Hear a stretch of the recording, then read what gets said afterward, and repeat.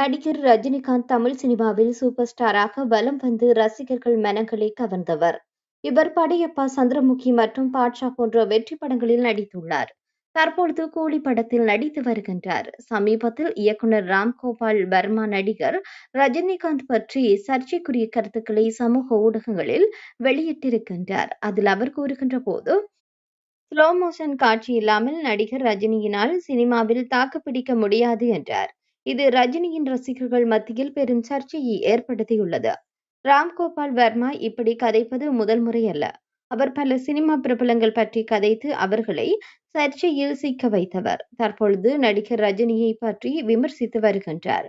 குறிப்பாக சூப்பர் ஸ்டாரினுடைய நடிப்பு மற்றும் அவருடைய ஸ்டைல் பற்றி விமர்சனம் செய்துள்ளார்.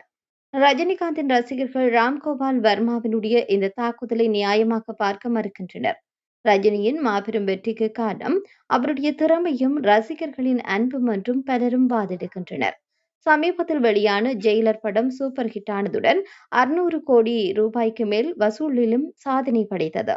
அந்த வகையில் ரஜினியின் நடிப்பு மீதான விமர்சனங்களை ரசிகர்கள் கடுமையாக கண்டிக்கின்றார்கள்.